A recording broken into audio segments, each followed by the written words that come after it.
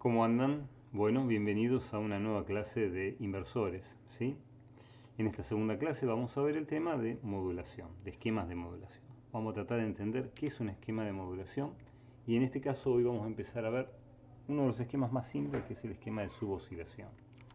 También vamos a tratar de analizar cuál es el rango lineal de esta modulación, hasta cuándo la podemos usar, ¿sí? Qué límites tiene, y vamos a ver, una vez que esa modulación esté funcionando, cuál es la distorsión armónica.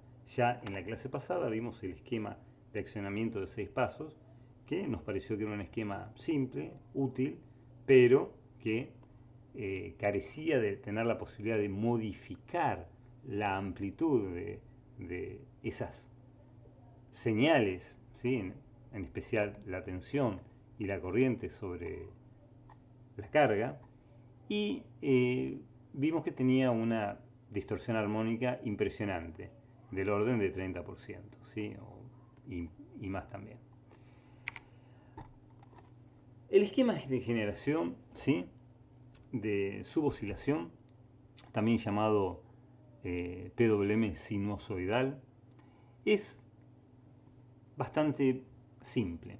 Primero vamos a tratar de intuitivamente verlo a través del diagrama en bloques, el cual está formado por tres señales que van a ser nuestras modulantes, llamadas acá MA, MB y MC, donde en realidad acá debería haber un MA en función del tiempo, por eso están en minúscula, y son tres señales, tres senoidales desfasadas 120 grados, como cualquier terna trifásica, con punto medio en el cero, por ejemplo. Pero esas amplitudes de esas senoidales yo les llamo MA, y va a ser de 0 a 1, ¿sí? Por tanto, a ese índice, el M, el índice, le voy a llamar modulación de amplitud. A las modulantes van a tener su índice de modulación de amplitud, digamos, su valor nominal. Con 1 tengo la máxima, de alguna manera, senoidal máxima posible, ¿sí? El desarrollo máximo de esa señal. Y con 0 prácticamente esa señal desaparece, ¿sí? Perfecto. La único que acá, cuando MA, MB y MC van a tener todos el mismo valor, ¿sí? Les voy a llamar M. Luego tengo tres bloques a los que yo ejemplifico de esta manera y voy a llamar comparador. Después tenemos el bloque del inversor de tensión, el Voltage Source Inverter, que va a estar formado por los 6 IGBT, las 6 llaves casi ideales que analizamos en la clase pasada. También va a haber una tensión, un bus de continuo, le decimos nosotros. Esto va a estar formado por esos dos capacitores, ¿sí? Luego, también voy a tener la carga. En esta carga, una carga trifásica perfectamente simétrica. Con eso quiero decir que las tres inductancias son iguales. Y digo inductancias porque esa impedancia de carga está formada prácticamente, es decir, prácticamente es inductiva. Y esto lo asemejamos porque yo impongo tensiones sobre los bornes de la carga, pero pretendo que sean las corrientes las controladas de alguna manera. Las corrientes van a ser las que yo voy a querer que, por ejemplo, sean sinusoidales. Por ejemplo, si esa carga es en general una máquina, ¿sí? Una máquina de inducción, una máquina sincrónica. También tengo un bloque que llamo modulador, ¿sí? Perdón, formado por la modulante. La modulante es una señal triangular, por ejemplo, como ejemplifico acá en el dibujo, en el cual va a ver una señal cuya máxima amplitud es la máxima modulante que podría haber. Por ejemplo, si MA, MB o MC son senoidales que van desde 0 a 1, entonces la máxima amplitud de esa triangular va a ser 1 y la mínima amplitud va a ser menos 1. por tanto el offset está en 0. ¿Sí? Esa señal resta a mi modulante. ¿Sí? Y se obtiene un error. Vamos a llamarle a esta función de salida, a esta señal de salida, un error. Entre la MA, por ejemplo, para la fase A, menos la misma triangular que ataca a los tres restadores. Por lo tanto, voy a tener un E sub A, un E sub B y un E sub C, los cuales entran a mi comparador. Mi comparador, como está dibujado acá, si el error es positivo, infinitesimalmente superior a 0, el comparador vuelca a 1. ¿Sí? Es esta señal de acá, vuelca a 1. Si por el contrario el error es menor a 0, el comparador vuelca a menos 1. ¿Sí? ¿Qué hago con esto? Estoy prendiendo o apagando cada una de las ramas, SA, SB y SC. Como recordamos de la clase anterior, el estado A igual a 1 significa que la llave superior se prende mientras que la llave inferior se abre. Si SA fuera 0, entonces se apaga la llave superior y se enciende la llave inferior. ¿Por qué es una señal triangular? Porque esta señal triangular está escaneando de alguna manera a mi modulante, a mi MA, MB y MC. Ustedes dirán, bueno, tengo una rampa positiva y una rampa negativa. Esa es mi triangular. También puede hacerse este sistema de modulación a través de una portadora que sea, por ejemplo, una rampa lineal de pendiente negativa, ¿sí? Como en el dibujo ahora. Pero eso va a determinar una calidad de corrientes totalmente distinta, es decir, una distorsión armónica, espectralmente hablando, muy distinta. En sistemas trifásicos vamos a preferir usar una triangular. Esto va sin demostración, es decir, la demostración de esto es compleja y está en la bibliografía. Pero por el momento vamos a lo intuitivo, vamos a tratar de entender cómo funciona un esquema de modulación de este tipo. Para eso lo que vamos a hacer es disparar directamente a la simulación y vamos a tratar de entenderlo a través de la intuición y obtener un resultado para luego pasar a lo analítico. Bueno, bien, entonces, vamos a tratar de armar una simulación del inversor, pero ahora funcionando con un modulador. En este caso, un modulador con una onda triangular. Empecemos. A ver, primero el bloque de la terna trifásica. Noten lo siguiente. Mi terna trifásica tiene una amplitud, cada una de estas es una amplitud MA. ¿Sí? Por ejemplo, como máximo puede ser un 1. Si es un 1, entonces mi triangular va a tener 2 volts, por ejemplo. ¿Sí? Acá usamos directamente unidades por volt. Pico a pico. 2 volts pico a pico. Pero le estoy diciendo que va a tener un offset de menos 1. Es decir, esta es la forma de Empecin de tener una triangular cuyo máximo valor positivo es 1, mínimo valor positivo es menos 1, y el offset está en 0. El ciclo de trabajo es 0,5, o sea, la pendiente positiva va a ser igual a la pendiente negativa. Ahora, discutamos la frecuencia. Yo acá puse 50 Hz en mi terna trifásica. ¿Por qué? Porque quiero que, ya blanqueo que vamos a suponer que esta carga netamente inductiva es algo muy parecido a las 3 bobinas de una máquina asincrónica. Entonces, vamos a decir que tenemos 50 Hz.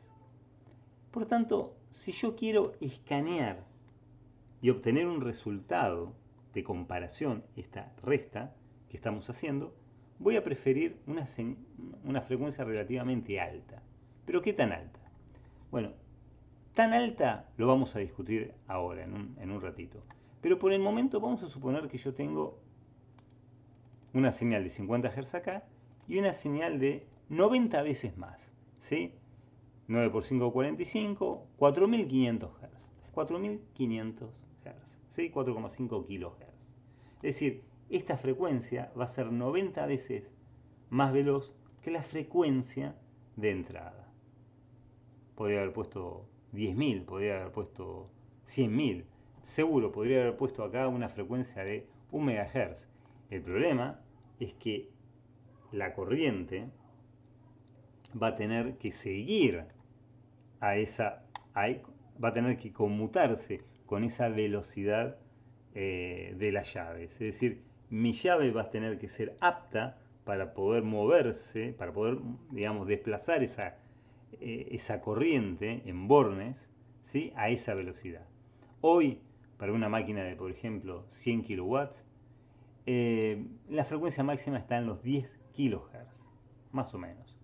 Y para máquinas de entre 5 o 6 amperes, es decir, una máquina de un HP, HP y medio, la frecuencia está entre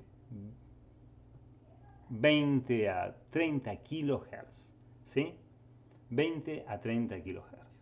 Como se darán cuenta, eso, cada vez que tengo más frecuencia, obviamente voy a tener un THD mejor. Ahora lo vamos a ver. Bien. Con respecto a la amplitud, vamos a lo máximo, es decir, vamos a poner un 1, ¿sí? Pero notar que yo puse un generador trifásico. Bueno, no tengo el help como siempre. En el PSIM se me pide que ponga la tensión línea a línea, ¿sí?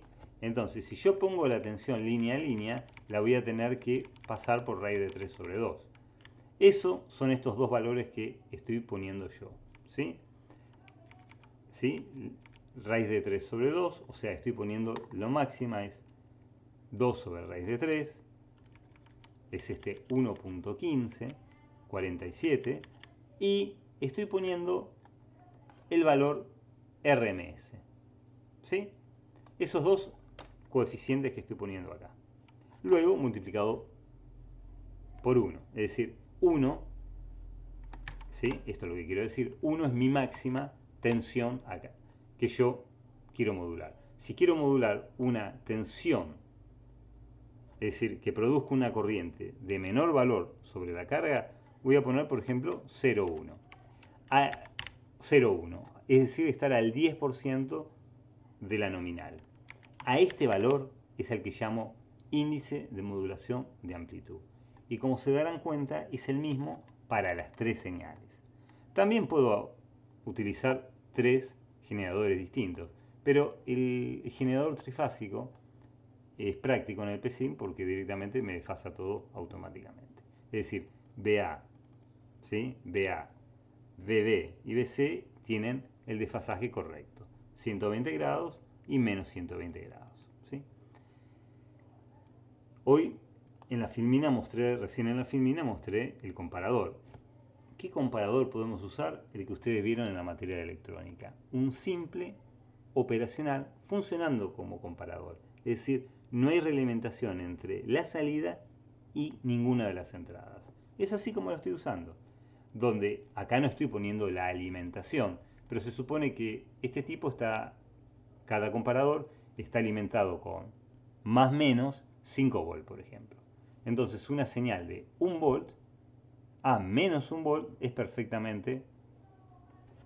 perfectamente ubicado dentro de su rango lineal, ¿sí?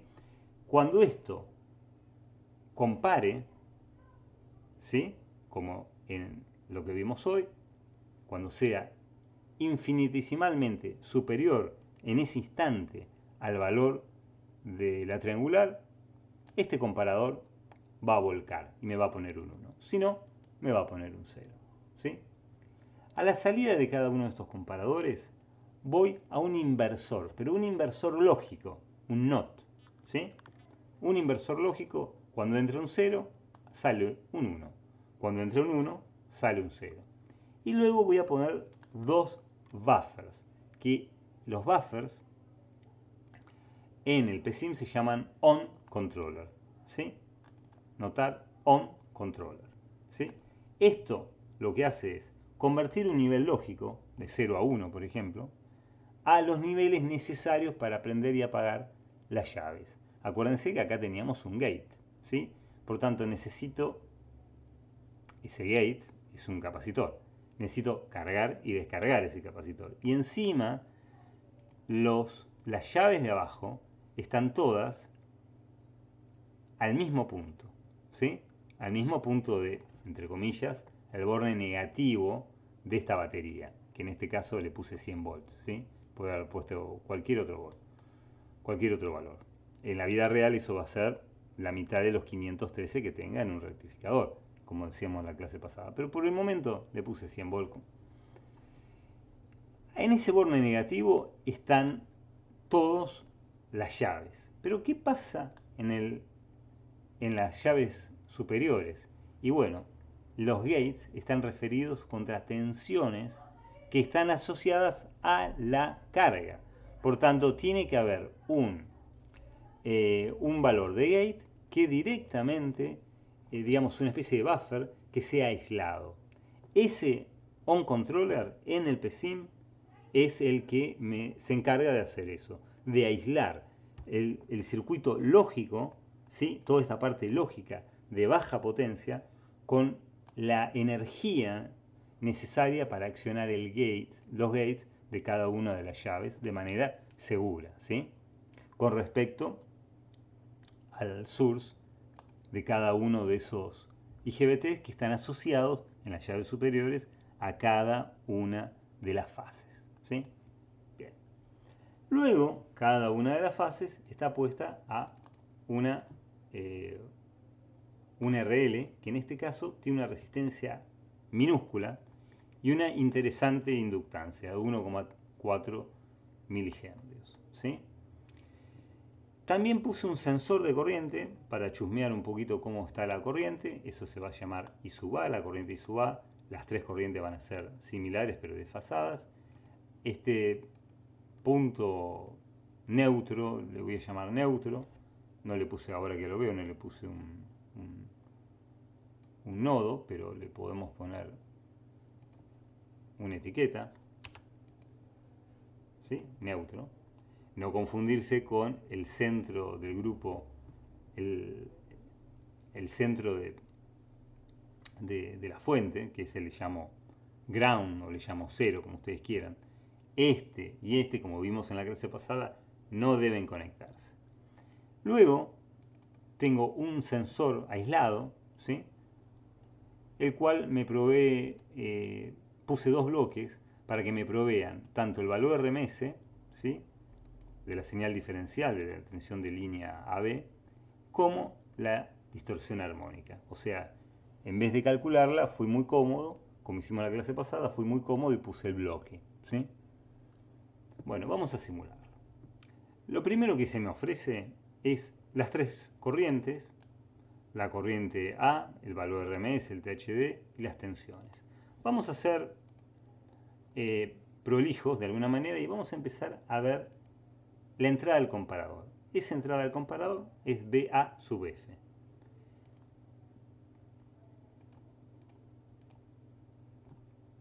Es lo que esperábamos.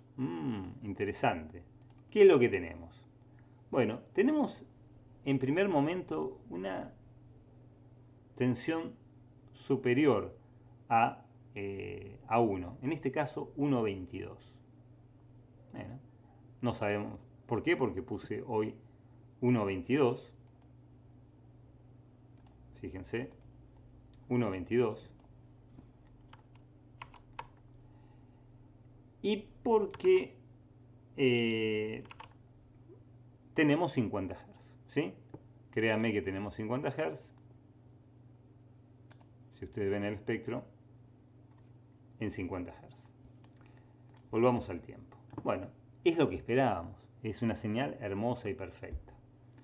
Lamentablemente, si yo ahora lo comparo con mi triangular, que muy genialmente no le puse vamos a ponerle un nodo BTR y vamos a volver a simular. Aparte de la señal B sub A, me va a ofrecer la señal BTR. Perfecto, lo que esperábamos. Cubierta de 1 a menos 1. Pero me tapó la señal modulante, la sinusoidal. Perfecto. Ahora sí, ahora lo que veo es que sí tiene una amplitud chiquitita. ¿Por qué? Porque esa amplitud es la que me había quedado acá en el fondo. Vamos a multiplicar esto por 1 por el momento. Vamos de vuelta a simular. Vamos a mirar. Ahora sí tenemos mi senoidal que se va por fuera de ese valor de comparación de mi triangular. Es justamente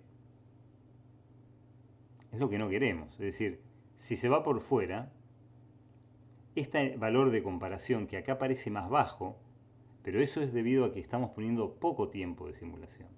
Vamos de vuelta a simular con más resolución. Pero ahora vamos a simular, por ejemplo, unos pocos milisegundos. Vamos a simular 20 milisegundos. Con eso estamos más que suficiente. Queremos ver esta señal. Perfecto. Vamos a ver. Primero, vamos a volver a poner acá un 1. ¿Sí?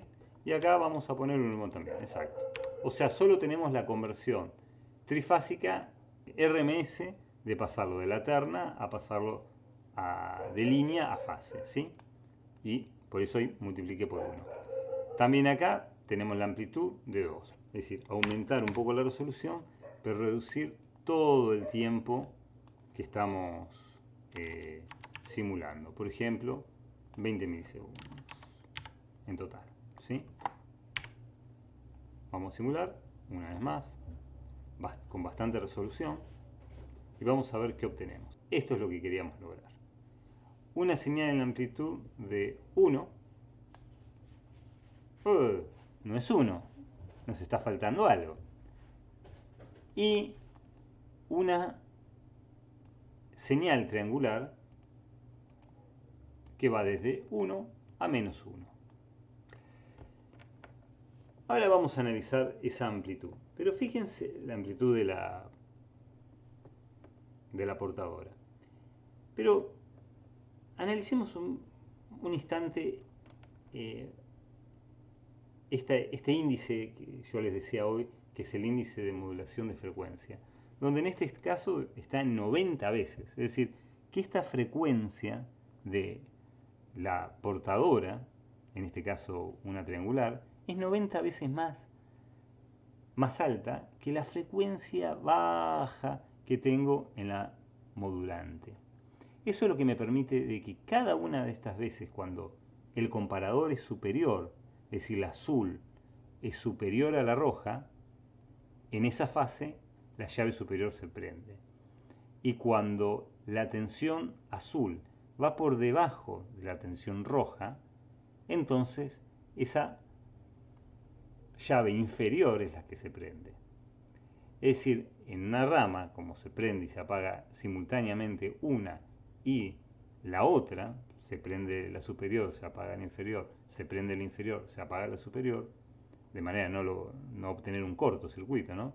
Fíjense que se produce dos conmutaciones por ciclo de portadora, una de encendido y otra de apagado, ¿sí? Ahora, estas conmutaciones, claro, en este caso, se hacen 4500 veces por segundo, ¿sí? La frecuencia de la portadora es directamente la frecuencia de conmutación en este caso. Acá simulé 20 milisegundos. Puedo simular una hora, puedo simular 2 horas, pero siempre va a ser esto mismo, ¿sí? Ahora pusimos un valor de amplitud que tenía que haber llegado a 1. ¿Por qué no llega a 1? Bueno, la respuesta está en que yo no puse todos los dígitos, ¿sí? de fraccionarios. Bueno, hasta ahí, ¿qué es lo que tenemos funcionando? Tenemos funcionando, por el momento, la modulante, ¿sí? Y su comparación con, digamos, la triangular, ¿sí? Vamos a poner ahora otro prof más para ver qué pasa con la triangular. Vamos a ponerlo ahí que se conecte y no se conecta. Eso. Vamos a poner B gate superior. ¿Por qué? Digamos, para ponerle un nombre coherente, porque la señal, esta va a corresponder a la señal del switch superior. Si yo pongo después del negador, va a ser, o sea, la inversa, va a ser la que active a la llave de abajo, ¿sí? O sea que esta línea, esta tensión de fase, este gate, va a corresponder al gate superior. Vamos a simular. Bien, una vez que tenemos resultados, vamos a mostrarlo justamente en este mismo gráfico. Vamos a venir acá y vamos a agregar B gate superior. ¿Qué esperamos? Es efectivamente una señal de 0 a 1, ¿sí? No esperamos una señal de menos 1. Podríamos decir que el menos 1 apaga la llave, pero en general la lógica directa es un 0 la apaga, un 1 la prende. En la vida real ese gate se prende con 15 volts. No importa. Acá estamos haciendo una simulación metodológica. Vamos a, y no física, ¿sí? Vamos a ver, por ejemplo, alrededor de 0. Alrededor de 0, ¿qué está pasando? Bueno, perfecto. La tensión de la fase, ¿sí?, empieza a crecer y es comparada. Ni bien se compara, en este caso es un apagado, ¿sí? Se apaga la llave de arriba, ¿sí? Es esta señal en verde. Se apaga la llave de arriba durante el tiempo que dura el hecho de que mi tensión modulante es superior a mi triangular, y luego se empieza a prender cuando esto no ocurre. Luego se vuelve a apagar, ¿sí?, haciendo ese accionamiento que decíamos de un encendido y un apagado por cada ciclo de portadora. Y así enciende y apaga a mi llave. Interesante, ¿no? Vamos a ver ahora qué es lo que pasa a la salida. Para eso puse 3 señales: VA, VB, VC, mis tensiones de fase. Vamos a analizarlas. Agrego una señal, pongo VA, VB y VC. Perfecto. Ahora sí cambia la escala, es decir, acá estamos trabajando con baja potencia, señales entre 1 y menos 1, ¿sí? Baja potencia, que en la vida real son señales de 5 volt, por ejemplo, para la parte lógica, y de 15 volt para la activación del gate. Pero ahora no, ahora tenemos tensiones de la fuente. O le ponemos 100 volt o le ponemos menos 100 volts, ¿sí? La tensión fluctúa entre esos dos valores, como vimos, de esos dos valores discretos, como vimos en la clase anterior. Fíjense, ¿qué pasa alrededor de 0? Claro, alrededor de 0 estamos con la llave, ¿sí?, B sub C prácticamente encendida todo el tiempo. La llave, la fase B sub B, la fase B, apenas prendida durante un instante, ¿sí? Y la fase A prendida casi la mayor parte del tiempo, ¿ven? Es esta roja, que se superpone acá, ¿sí? Acá está la A, la B y la C. Notar que si uno ve toda el ciclo, toda la envolvente del ciclo de 50 Hz, los 20 milisegundos, las llaves prenden y apagan todo el tiempo, ¿sí? Todo el tiempo. Cuanto más cerca de lo que nosotros llamamos riel de 1 volt esté, más una llave se va a prender, una fase se va a prender, y a su vez más se va a apagar otra fase. A este encendido y apagado en función a la amplitud, le llamamos Pulse Width Modulation, modulación de ancho de pulso, ¿sí? Y es su característica de prender y apagar la llave, de comparar esa señal modulante, es lo que nosotros nos viene pero perfecto. Es decir, tenemos una tensión que por el momento sí es discreta, tiene esos dos valores, pero que está variando muchísimas veces durante el tiempo. ¿Y eso qué es lo que provoca? Nos está faltando ver la corriente. Vamos a ver la corriente. Para la corriente yo había dibujado a mi RL, en este caso un RL trifásico, con condición de flux en 1. Es decir, que vamos a poder ver la I sub A, B y C. Vamos a analizarlo. Vamos a poner un screen más.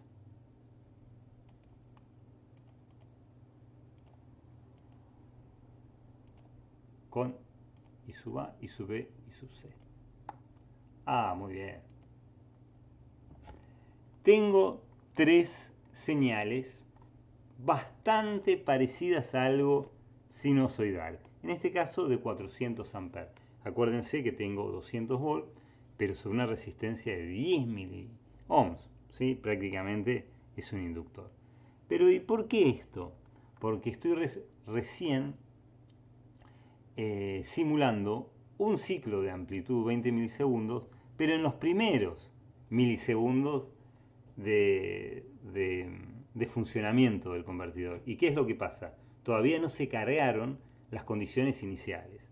Como cualquier sistema de simulación, tengo que cargar a mis ecuaciones diferenciales de alguna manera, en este caso el RL, para que las condiciones iniciales no sean nulas y el sistema de simulación pueda resolver esas ecuaciones.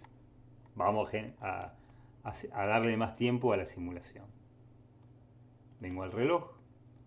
Ahora sí, voy a simular un segundo, pero los primeros 80 milisegundos no los voy a mirar.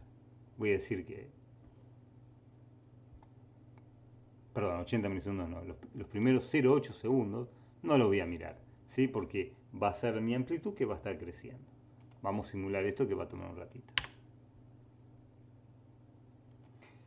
Bien, entonces acá terminó de simular y ahora vamos a ver las corrientes. Por fin, ahora sí, tengo corrientes de 200 amperes que realmente parecen sinusoidales. Claro, estamos simulando, ahí estoy corriendo, haciendo un panning y fíjense que las señales son hermosas, realmente hermosas. Es decir, tenemos está claro que tenemos una muy baja distorsión. Desde luego que si hago un zoom, tengo esa switching, esa conmutación, como antes habíamos visto en los rectificadores con tristores y los rectificadores con diodo. Obviamente tenemos un ripple, producto de que estoy pulsando sobre un inductor, pero ese ripple ahora ya no es de 50 Hz como habíamos visto en el modulador de onda cuadrada. Ahora tengo un ripple que está oscilando a los 4500 Hz, pero que es relativamente fácil de filtrar por el propio filtro que es la máquina, digamos, por el RL natural que posee la máquina sincrónica. Entonces, ahora sí, efectivamente tengo una señal que podría perfectamente tener un THD muy bajo, ¿sí? Y esto es increíble tenerlo en las tres fases al mismo tiempo. Fíjense, la azul, la verde y la roja. Y al mismo tiempo es particular que las tensiones de fase sigan siendo las cuadradas que uno había visto.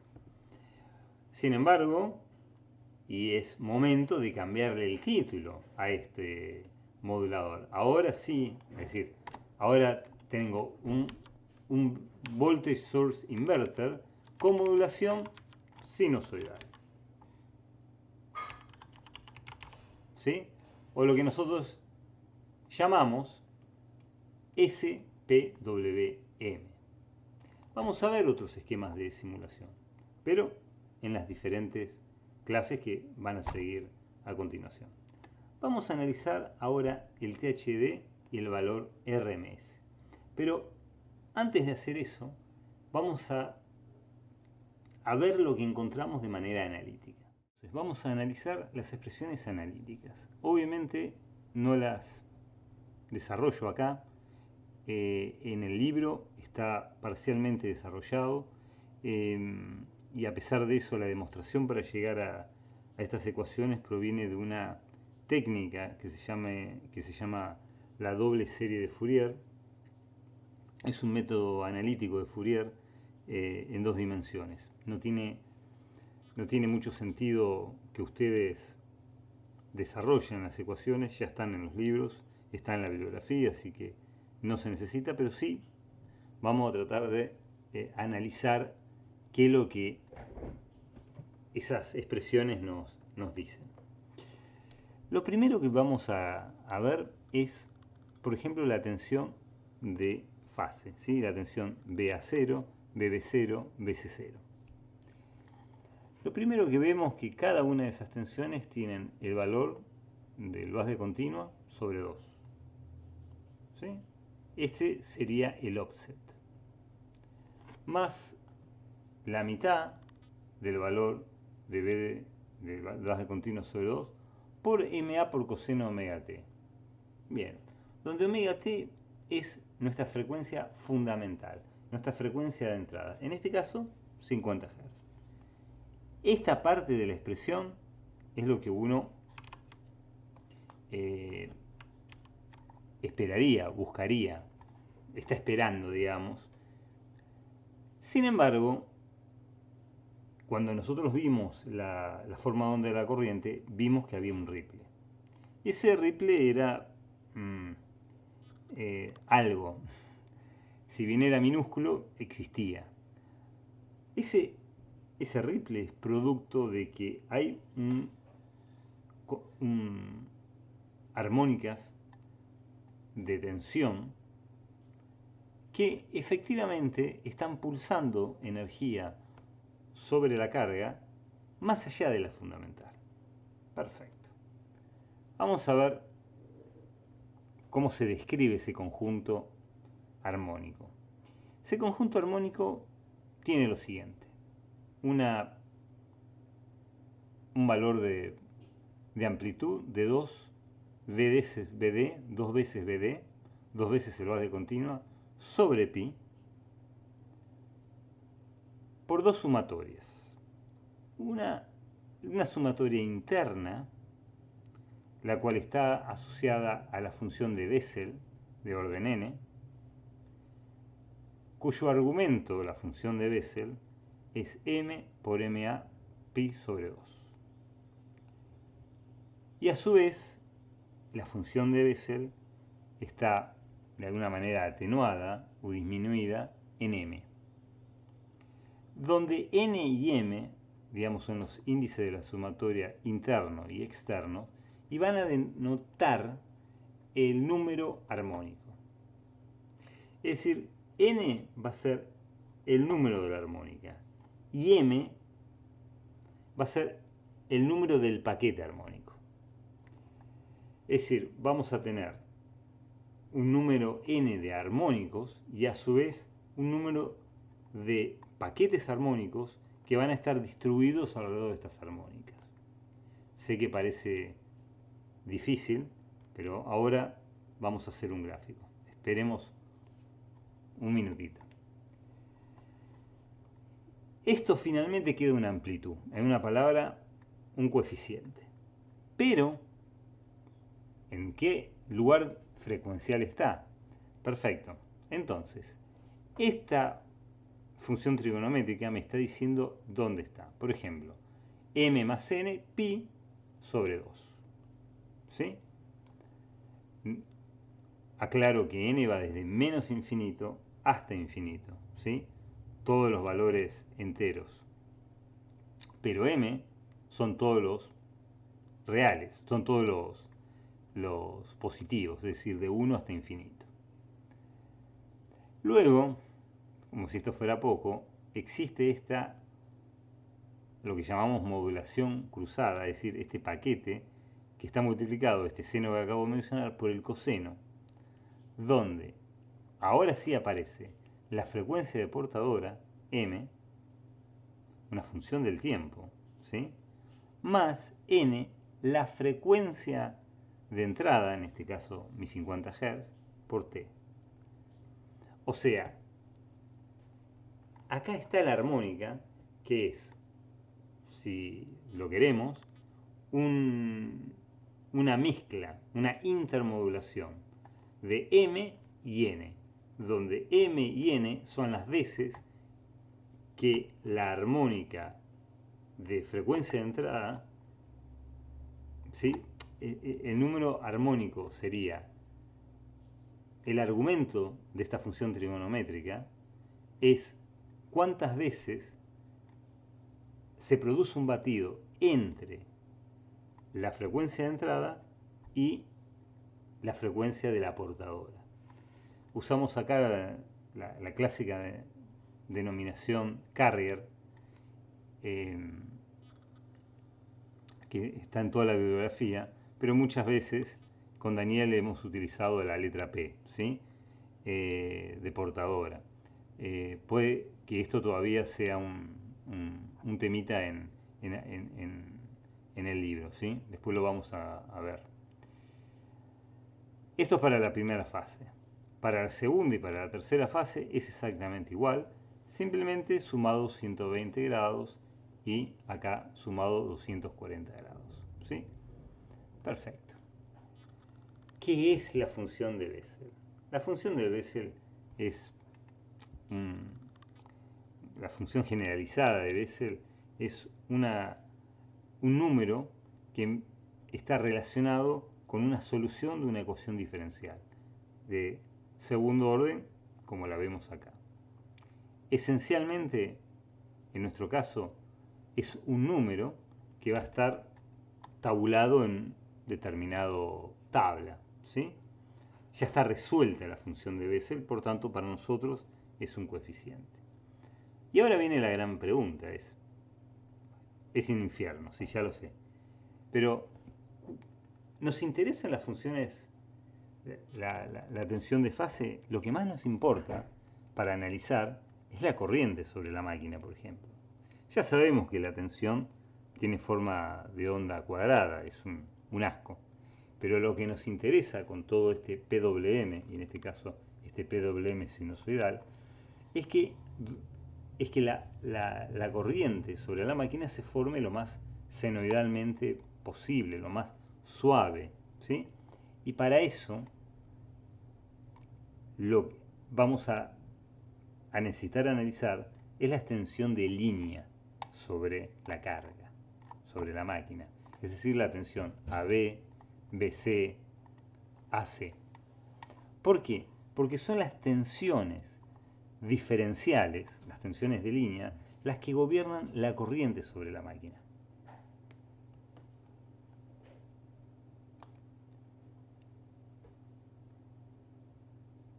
Entonces, ahora sí, para lograr la tensión de línea, lo que puedo hacer es restar cualquiera de las funciones. Vamos a hacer BAB, es decir, BAB va a estar formada por BA0 menos BB0. Bien. Reconozco, de vuelta, un matete, pero acá está resuelto para ustedes. De alguna manera, la tensión fundamental de línea es raíz de 3 sobre 2 por BD, perfecto, por el índice de modulación. Esta es toda la amplitud que a nosotros nos importa, por el coseno de omega 0t, perfecto. Bueno, está una fase, corrido una fase de 30 grados, sí, es verdad, pero fíjense, acá está en la tensión de línea todo lo que nos importa, ¿sí? Con respecto a la fundamental. Pero lo que es más interesante, perdón, lo que es más interesante es ahora el paquete armónico de cómo ese paquete se distribuye en el espectro. De vuelta, la amplitud constante es 4 veces BD sobre pi. Aumentó el valor de las armónicas en la tensión de línea, y bastante importantemente. Luego están los coeficientes de Bessel, un número.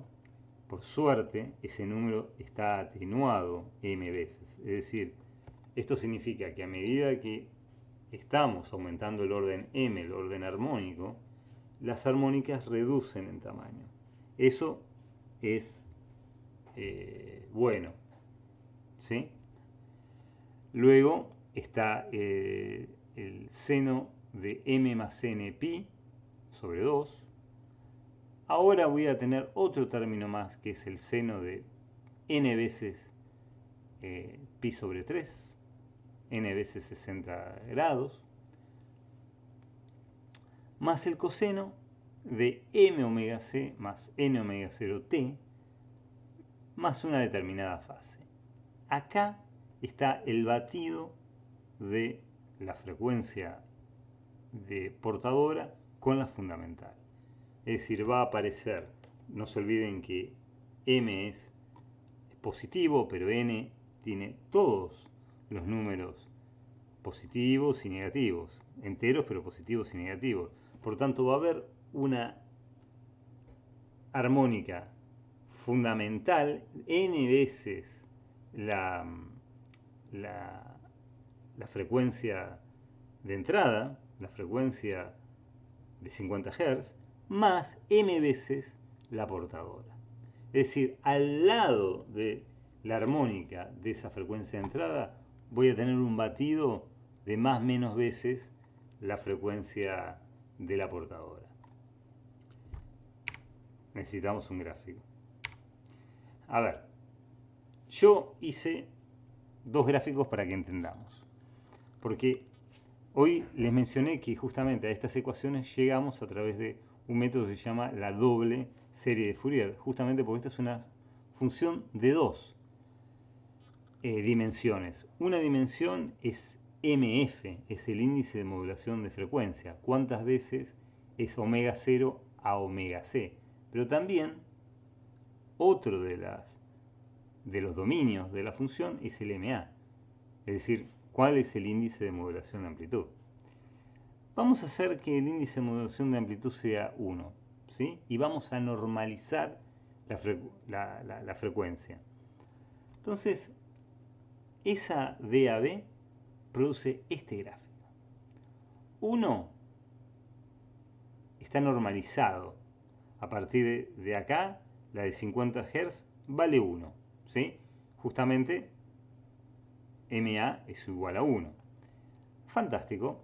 Esto es todo lo que nosotros buscamos. Sin embargo, en azul tenemos sumado este paquete, paquetitos armónicos, M paquetitos armónicos, formados por, en rojo, ¿dónde debería estar? En este caso, uno pensaría que tendríamos que tener la frecuencia de portadora, 1 en este caso, una vez omega c.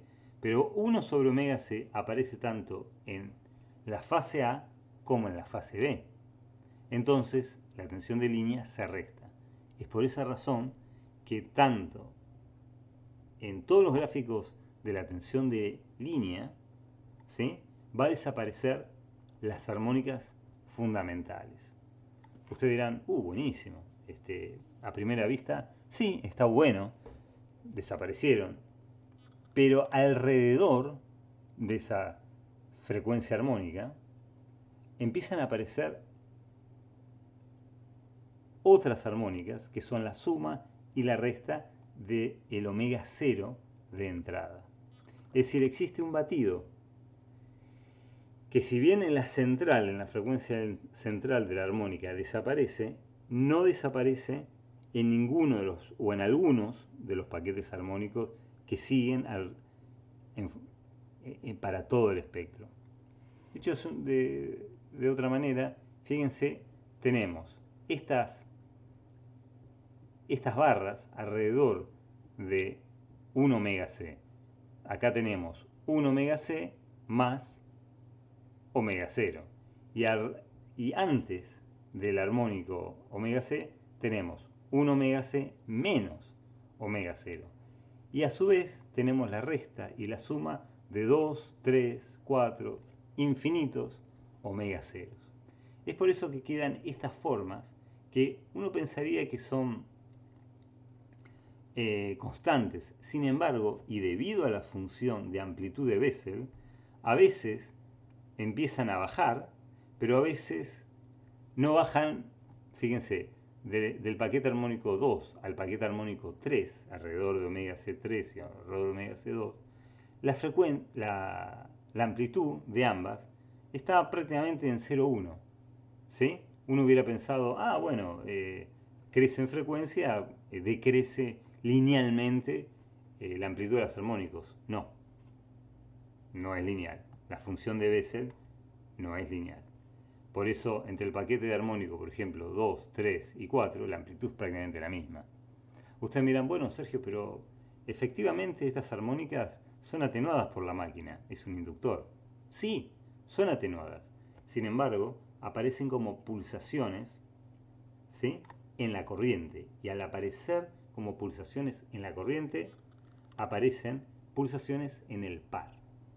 En la máquina de inducción, como ustedes saben por haber cursado máquinas 1, el par es equivalente o proporcional a la corriente de la máquina, a la corriente estatórica. Así que estamos en el horno.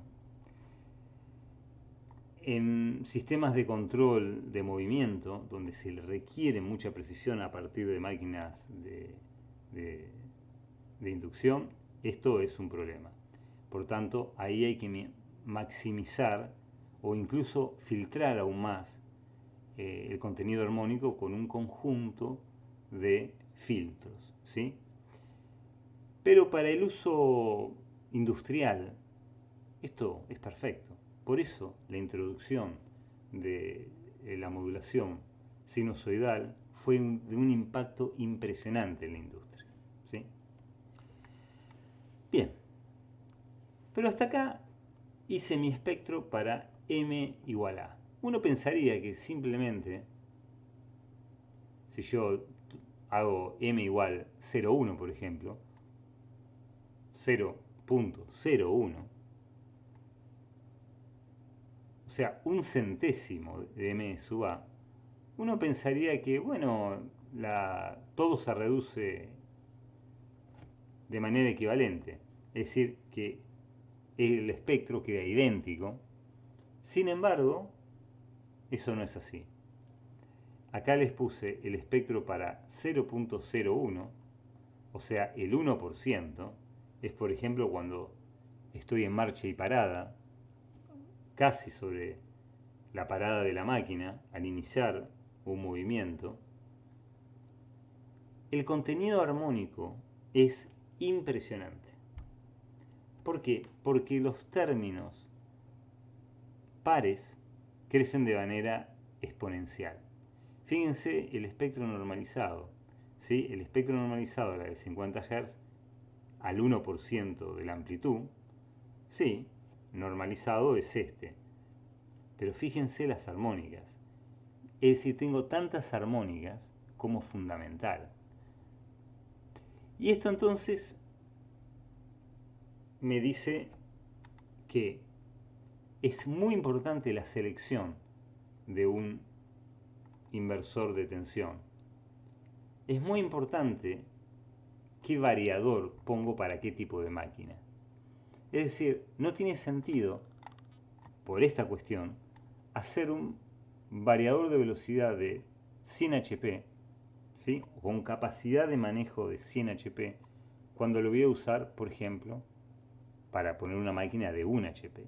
Más allá del costo, imagínense que IGBTs que funcionan con 200 amperes no son el mismo costo de IGBTs que funcionan con corrientes de hasta 5 amperes.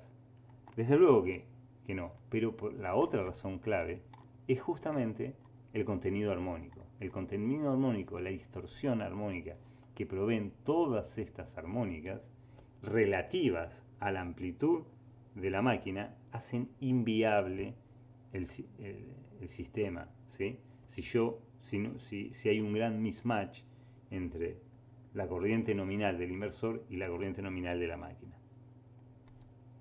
Vamos a ir después entendiendo un poquito más esto en más detalle.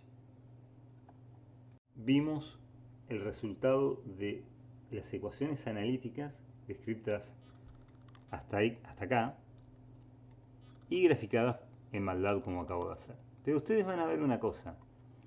Yo no usé menos infinitos números. ¿Por qué? Porque estaría hasta el día de hoy haciendo las cuentas, o sea, un infinito tiempo. Necesito poner un valor límite. En este caso yo usé un n y un m igual a 30. Desde menos 30 hasta 30 en n y desde 1 hasta 30 en m. Lo cual me da un valor relativamente lindo, entre comillas, para graficar. Pero la pregunta es, ¿esto en la vida real, con infinitas armónicas que se pueden sumar por todos lados, es viable? ¿O es tan contaminante, armónicamente hablando, que es imposible de usar? Bueno, entonces lo que hice fue hacer una simulación como la que acabamos de terminar en el PSIN, pero ahora graficando este mismo espectro. Vamos a ver. Acá, esto no es un análisis analítico, como anteriormente. Es decir, no es la evaluación de las sumatorias, sino que es directamente la simulación que hoy veíamos y analizándolas en función al espectro, o sea, haciendo el AFFT. Noten ustedes que, de vuelta, hago MA igual 1 y hago acá MA igual 0,1. ¿Sí? No hice 0,01, no el 1%, sino al 10%. ¿Sí? Miren el contenido armónico. Empecemos con MA igual 1. MA igual 1 es exactamente lo que habíamos encontrado analíticamente. Esto valida lo hecho analíticamente, no por nosotros, sino lo que está en la bibliografía, o sea que esas ecuaciones son totalmente valederas y nos permite encontrar un valor, y ahora me refiero a la armónica fundamental. Si ustedes ven, acá aparece como 1 porque yo la normalicé en el espectro, pero ese valor es de 172 volts. Y ustedes van a pensar, 172 volts, la armónica fundamental. Bueno, está pasando algo, porque ¿con cuánto lo alimenté en la simulación? Lo alimenté, como vieron hoy, con 100 más 100, 200 volts del bus de continuo. En algún lugar se pierden unos 28 volts. Vamos a ver por qué. ¿Se pierden 28 volts? ¿Es posible? ¿Se gastan en algún lado? Entonces ahí pensamos, es verdad, tenemos una amplitud de 172 volts pico. Los valores en Fourier son pico, como si tuviéramos continuo. Sin embargo, acá hay mucha energía que se pierde en las armónicas, ¿sí? Entre comillas, proporcionales a esos 28 volts que se pierden, que van a ser potencia que se pierde en distribuir esa energía alrededor del espectro. Por otro lado, si yo analizo MA igual 0,1, o sea el 10%, y aclaro acá que hice MA estos dos valores y mantuve el índice de modulación de frecuencia en 21, como en el ejemplo analítico anterior, pero en la simulación había utilizado 90 de índice de modulación de frecuencia, fíjense cómo nos queda el espectro. Bastante feo, ¿verdad? Es decir, estas armónicas son prácticamente 17 volts, que es lo que tiene la armónica fundamental. ¿Sí? De vuelta, esta es la razón por la cual no puedo utilizar o no conviene por mucho tiempo valores de nominales, valores de modulación de amplitud, muy por debajo de la nominal, ¿sí? Muy bien. Vamos a analizar ahora otro tema. Y es, justamente, vimos que la fundamental toma un valor pico que vimos recién, pero ¿podemos encontrar ese valor pico? Podemos encontrar ese valor pico. Y lo vimos hoy en la tensión VAB. Era la tensión VAB, ¿a quién tenía como, a quién tenía como valor de, es decir, tenía raíz de 3 sobre 2 por dB por MA. Esto es lo que vale esta función trigonométrica, ¿sí? La fundamental. Bien. Bueno, y eso es diferencial. Y si la hacemos con respecto al cero de la fuente, está montada alrededor de BD sobre 2, una tensión que justamente es BD sobre 2 por MA. Si ahora hago ¿cuál es el valor pico? Bueno, es justamente de la fundamental, es MA por BD sobre 2. Ese valor. Bien.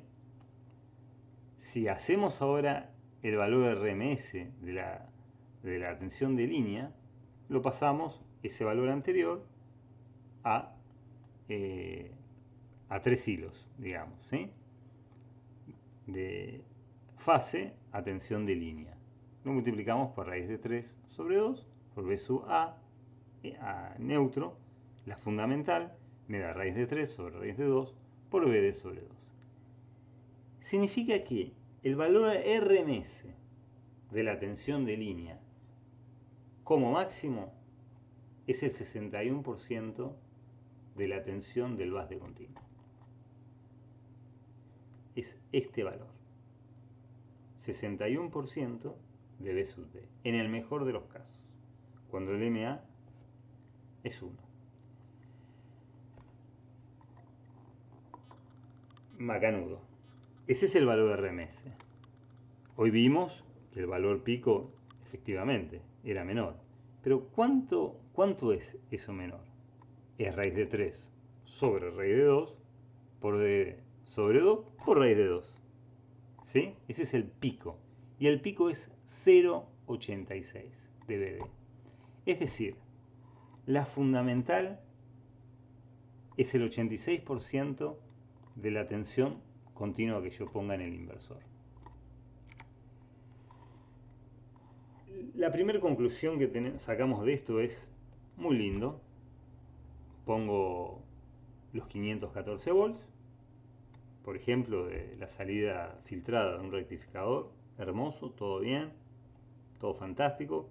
Lo engancho, lo pongo a mi inversor, empiezo a generar una modulación, por ejemplo, PWM sinusoidal. Y la pregunta es, ¿puedo manejar una máquina? Sí. ¿Una máquina de 380? Sí. Pero la fundamental, ¿va a ser de 380? No. La fundamental va a ser de 380 por 0,86. Es decir, no voy a poder aprovechar totalmente el bus de continua. Toda la energía que se está reservando ahí y está lista para utilizarse, no puede utilizarse completamente, digamos, sino que solamente el 86% de esa energía es convertida en corriente útil a la máquina, y esto es equivalente a tener una amplitud pico de 0,86, o sea, alrededor de 320 volts. Ustedes dirán, bueno, 320 volts. A ver, hagamos la cuenta. 380 por 330. Yo dije 320. 330 volts. Ustedes me dirán, bueno, Sergio, 330, 380 es lo mismo. No, no es lo mismo. Porque una máquina industrial está pensada diseñada para ser utilizada a 380, por lo que su cupla es desarrollada a esa tensión y a esa frecuencia, a 50 Hz, que lo estamos cumpliendo, a pesar de tener un conjunto armónico que supera los 50 Hz, pero bueno, por el momento no lo pensemos que eso está bien, pero para que yo logre toda la potencia nominal a la que esa máquina ha sido calculada, necesito excitarla con 380, y la estoy excitando con 330 volts. Primer punto. Vamos a ver ahora el tema de la distorsión, el número de la distorsión. Claro, tenemos, como es claro por los espectros que hemos visto, no es lo mismo la distorsión a índice de modulaciones altos, MA1 por ejemplo, con índice de modulaciones muy bajos, ridículamente bajos, obviamente el 1%, nadie compra una máquina y un variador de velocidad, por ejemplo, que es un inversor con una modulación de este tipo, para ser utilizado al 1% de la capacidad. Desde luego que no, pero cuando uno da marcha parada, cuando uno ejerce un control de movimiento o un determinado movimiento de precisión en una máquina, en una dinámica, obviamente que en algún momento voy a pasar por una condición donde el índice de modulación, o sea, la velocidad final de la máquina, sea muy bajita, ¿sí? Aunque dure un instante. Por tanto, tenemos ahí un tema. Vamos a estudiar un poquito el THD. Y para hacer eso, vuelvo a la simulación, ¿sí? Y si ustedes vieron en mi simulación, había un bloque que calcula el RMS, ¿sí? Con una frecuencia base de 50 Hz, tanto para la corriente como para la tensión de línea. Yo en este caso hice un índice de modulación de frecuencia de 9 y de 10, justamente para demostrar que es efectivamente interesante tener un índice de modulación de frecuencia múltiplo de 3. Ahora lo vamos a ver.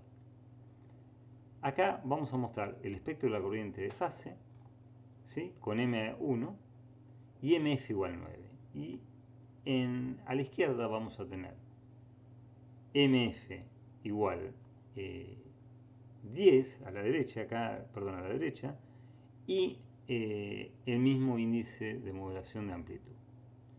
Van a ver que uno pensaría, bueno, es más o menos lo mismo, 9 y 10. Sin embargo, fíjense, la distorsión de tensión es apreciablemente mayor cuando tengo MF igual múltiplo de 3. ¿Sí? Un poquitito menor es cuando tengo un índice de modulación 10, porque justamente es mayor. Uno pensaría que, bueno, desaparecen algunas armónicas cuando tengo índice de modulación 3. Y efectivamente, a pesar de tener un factor de distorsión un poquito menor, si bien desaparecen armónicas, es aún mejor tener un índice de modulación de frecuencia igual 10, mayor que 9. Fíjense la distorsión de la corriente, casi 5, y acá es 5,6, casi 5,7, ¿sí? Un 10% más del 10%. Es decir, si bien hay algunas armónicas que desaparecen al tener un índice de modulación múltiplo de 3, sigue siendo más efectivo crecer en el orden armónico, ¿sí? Es decir, tener mayor frecuencia de conmutación. Este es un gráfico que a mí me gusta mucho y es mostrar el vector espacial de corriente. ¿Se acuerdan que en la clase anterior describimos ese vector espacial? Le dimos una entidad matemática y acá está graficado. Es decir, la corriente en la máquina, la conformación, digamos, la conformación del vector corriente espacial con cada una de esas tres corrientes de fase, IA, IB y C. Lo que tiene interesante este gráfico es que me ha dado una idea geométrica instantánea de lo que el factor de distorsión está provocando sobre la máquina. Claro, si ustedes lo piensan, el vector espacial sería un círculo perfecto. En una máquina a la que yo la conecto a una red trifásica ideal, ¿sí? Ideal, tres senos perfectos, me producirían un desplazamiento perfecto, ¿sí? Un círculo perfecto. Pero debido a que mi fuente de tensión en un inversor está lejos de ser ideal, tengo esta distorsión escalonada. Que claro, es el ripple, en una palabra. Es el ripple que, desde luego, va de alguna manera, a producir un detrimento sobre la calidad del movimiento. Podemos observar que este vector espacial es un análogo a tener un eje girando, ¿verdad? No vamos a ver un shaking en el movimiento, pero sí vamos a poder observar con un osciloscopio este problema, que es un poco, digamos, la sumatoria de todos los problemas que hemos visto hasta ahora, ¿no? La suma de armónicos de tensión que impacta directamente sobre los armónicos de corriente y luego impactan sobre la calidad del movimiento que voy a tener sobre la máquina, por ejemplo, ¿no? ¿Cómo se resuelve esto? Fácil, aumentamos la frecuencia de manera de que las transiciones cada vez sean más pequeñas. Claro, eso es posible para corrientes relativamente chicas, pero ya en máquinas de, por ejemplo, 200 amperes, ¿sí? Uno empezaría a tener frecuencias por debajo de los 10 kHz.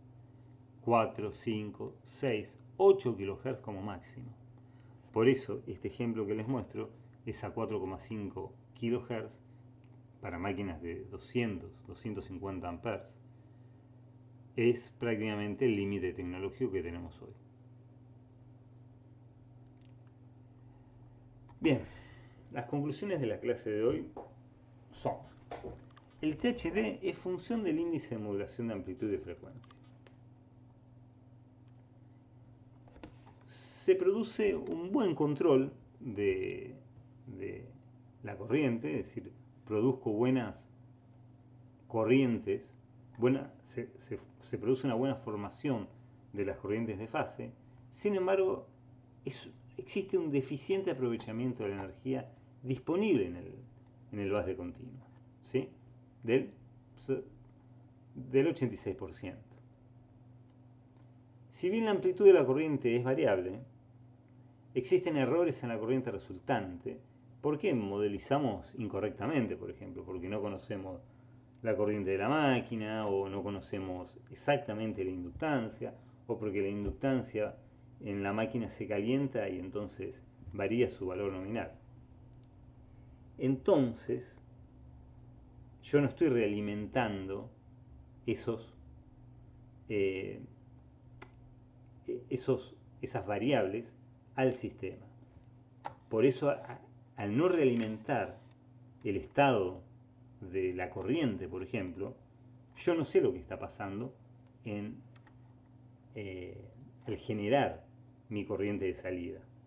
Por tanto, esto se los denomina métodos de lazo abierto. Es decir, no se produce una corrección, ¿sí?, en el error. Por ejemplo, en el error de corriente, ¿sí? Esto lo vamos a ver en detalle con otros métodos que sí efectivamente corrigen el valor de corriente. Y tener una corrección del valor de corriente es muy importante, no solo porque la corriente se puede desviar, por ejemplo porque se calienta la máquina, sino por ejemplo qué pasa si se traba una máquina. Si una máquina, una de las fases entra en cortocircuito, se pierden espiras, por ejemplo. Esos otros métodos pueden hacerle frente a esas problemáticas que en la industria suceden y es importante tener en cuenta. Bueno chicos, acá terminamos la clase de hoy.